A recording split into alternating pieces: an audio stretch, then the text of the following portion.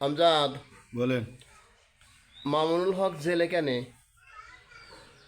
আসসালামু আলাইকুম রহমতুল্লাহ। প্রিয় দেশবাসী, আপনারা সকলেই জানেন সত্য কথা বলাটাই আমাদের অত্যন্ত দুর্বলতার কারণ। আজ প্রত্যেক আলেমদেরকেই প্রশ্ন করতে হবে যে আল্লামা সাঈদী তিনি কোথায় ছিলেন, জেলখানায় কী জন্য কোরআনের কথা বলেছেন সেজন্যই। আল্লামা মামুনুল হক তিনি জেলে কেন, তিনি হক কথা বলেন সেজন্যই। আজ যিনি হক কথা বলবেন তিনি জেলখানার মধ্যে আবদ্ধ হয়ে পড়বেন।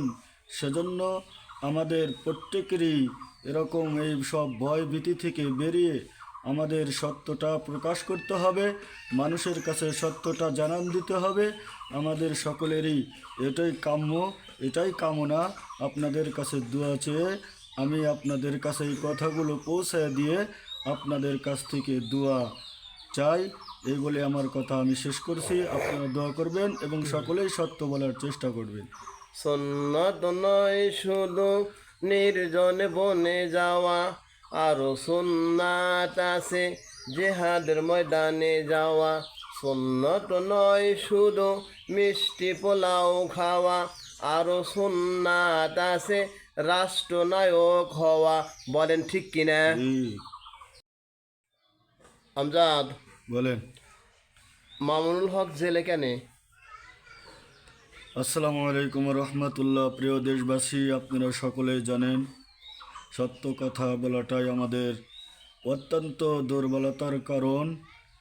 আজ প্রত্যেক আলেমদেরকেই প্রশ্ন করতে হবে যে আল্লামা সাঈদী তিনি কোথায় ছিলেন, জেলখানায় কী জন্য কোরআনের কথা বলেছেন সেজন্যই। আল্লামা মামুনুল হক তিনি জেলে কেন, তিনি হক কথা বলেন সেজন্যই। আজ যিনি হক কথা বলবেন তিনি জেলখানার মধ্যে আবদ্ধ হয়ে পড়বেন। সেজন্য আমাদের প্রত্যেকেরই এরকম এই সব ভয় ভীতি থেকে বেরিয়ে আমাদের সত্যটা প্রকাশ করতে হবে, মানুষের কাছে সত্যটা জানান দিতে হবে। আমাদের সকলেরই এটাই কাম্য, এটাই কামনা। আপনাদের কাছে দোয়া চেয়ে আমি আপনাদের কাছে এই কথাগুলো পৌঁছায় দিয়ে আপনাদের কাছ থেকে দোয়া চাই।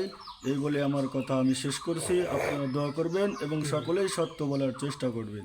সুন্নত নয় শুধু নির্জনে বনে যাওয়া, আরো সুন্নাত আছে জেহাদের ময়দানে যাওয়া।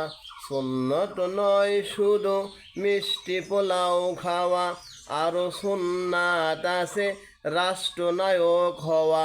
বলেন ঠিক কিনা? জি।